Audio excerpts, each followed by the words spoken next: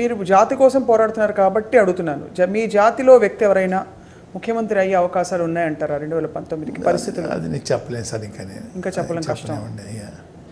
అంటే రాజ్యాధికారం మీద కన్నా జాతికి దీని మీద దృష్టి తప్ప నాకు రాజ్యాధికారం అంటే ప్రస్తుతం లేదు అజెండాలో. లేదండి, ఇదే దీని మీదే ఉందండి. అలా వస్తే కూడా బాగుపడే అవకాశాలు ఉంటాయి కదా సార్.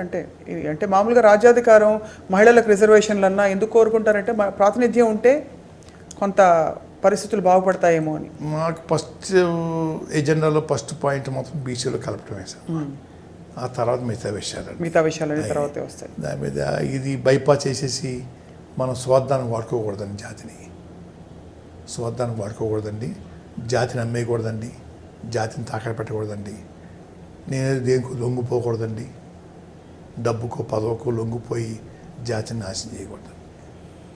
అంచేత నాకు ఫస్ట్ ఎజెండాలో ఫస్ట్ పాయింట్ ఇదండి, ఇంక రెండోది లేదండి నాకండి. చివరి చాలా కీలకమైన ప్రశ్న సార్. రామాయణం అంతా విని రాముడు సీతకేమవుతాడు అని అడుగుతున్నట్టు అనుకోకపోతే కుల ప్రాతిపదికన, జాతి ప్రాతిపదికన ఇటువంటి పరిస్థితులు మళ్ళీ మరోసారి బాగా ఘాటుగా తెర మీదకి వస్తున్నాయి. ఇప్పుడు రాజకీయ పరిస్థితులు చూసినా, సినిమాల్లో మనకి కమ్మా కాపు అని మొదటిసారి మనకు పాటలు కూడా వినిపిస్తున్నాయి కొంతమంది తీస్తున్న సినిమాల్లో. ఈ పోకడ మారే అవకాశాలు ముందు ముందు ఎప్పటికైనా ఉంటాయి, భవిష్యత్తులో మారాలంటారా లేకపోతే తప్పు లేదంటారా? ఇలా జాతి ప్రాతిపదిక మారదండి, తప్పదు కూడా. ఏమంటే అధికారంలో ఉన్న వాళ్ళకి ఆ కులపిచ్చి లేకపోతేనే మీకు నాకు రాదండి. అధికారంలో ఉన్న వాళ్ళ కులపిచ్చి ఎప్పుడైతే ఉందో మిగతా కులాల్లో కూడా ఇబ్బంది పడి మనం కూడా కలిసికట్టుగా ఉండాలి, మనం కూడా ఒక ఎజెండా తయారు చేసుకోవాలి, మనం కూడా ముస్లిమ్స్ లాగా ఒక పత్వా జారీ చేయాలి మన జాతి ఓట్లకి అనేది. అది శ్రేయస్కరమే అంటారు. అయితే అది మంచిదే, తప్పదండి. ఇంకా ఇప్పుడు గతం చంద్రబాబు నాయుడు వేరండి, ఇప్పుడు చంద్రబాబు నాయుడు వేరండి. ఆయన కులపిచ్చిందంటారా?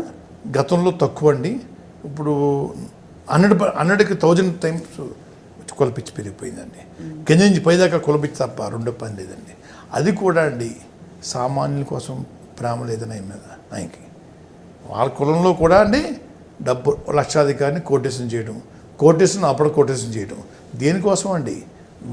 వాళ్ళ బాగు కోసం కాదండి, రాబోయే ఎలక్షన్లకి ఖర్చు పెట్టుకోవడం కోసం వీళ్ళని తయారు చేస్తున్నారు నాయకులుగా. కులపిచ్చి మామూలు కులపిచ్చి కాదండి, పూర్వైతే అది లేదండి. చూసుకోండి మీరు ఉద్యోగాల్లో, ఈ ఆఫీసుల్లో పోస్టింగ్లో ఎవరెవరు ఉన్నారో ఎన్నో రాష్ట్రాలు తెచ్చేస్తున్నారండి. కమ్మారు ఎక్కడ ఉంటే అక్కడ. అంటే ఇతర కులాలని ప్రోత్సహించడం. నారాయణ గారిని బాగా ప్రోత్సహిస్తున్నారు అంటున్నారు కదా, ఆయన వేరే జాతి కదా. అంటే నారాయణ గారు అంటే దీనికోసం అండి 200 కోట్లు ఖర్చు పెట్టేయడం మన ఎలక్షన్కి అండి. పార్టీ అధికారులు లేనంత సేపు కూడా టోటల్ పార్టీని మెయింటైన్ చేస్తున్నారు నారాయణ గారు. అది ప్రేమ అండి. దాన్ని చెప్పాను చూసారా, కులంలో కొద్దిమందికి ప్రోత్సహిస్తున్నాను చూసారా, అది దేనికోసం?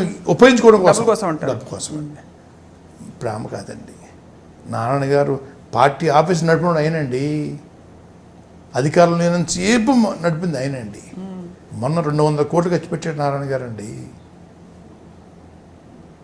పార్టీకి. అటువంటి స్టాల్వర్స్ ఇంకా ఉన్నారండి. ఆయన ఎప్పుడు మీరు మాట్లాడలేదు సార్ ఈ జాతి ప్రాతిపదిక నారాయణ గారితో? మాట్లాడలేదు. అంటే అవసరం రాకపోవచ్చు, మీరెవరితో మాట్లాడకపోవచ్చు, కానీ ఇది జాతిలో అందరినీ కలుపుకుపోతున్నారు కాబట్టి. ఇంకా అధికారంలో ఉన్నప్పుడు వాళ్ళని కదిలించిన వాళ్ళు చేయగలిగేది ఏముండదండి, వాళ్ళు మాట్లాడకూడదండి. నిజం చెప్పాలంటే మా అబ్బాయి నాన్నగారు కాలేజీ చదివాడు, మా పెద్ద అబ్బాయి అండి. అప్పుడు ఇంత స్టేజ్ కాదనుకో నాన్నగారిది. నెల్లూరులో నారాయణ కాలేజీ చదివాడు, మా చిన్న కాలేజీ అనేది. తర్వాత సంబంధాలు లేవండి నాకు. ఏలూరు డిఐజీ గారు సెలవు పెట్టించండి, విజయవాడ పోలీస్ కమిషనర్ ఉన్న నాయక్ గారిని, డిటి నాయక్ గారు నాకు బాగా క్లోజ్ అండి. ఆయన్ని ఇన్ఛార్జ్ పెట్టి ఆయన పంపించారు కిలంపూడండి రాయబారాకి. ఆ రోజు అందులో 13 ముగ్గురు కొట్టారండి పోలీసులు. కొట్టిన వాళ్ళకి 2 లక్షల రూపాయలు చెప్పిన అమ్మన్నానండి 13కి కేసులు తీసామని నా డిమాండ్ అండి.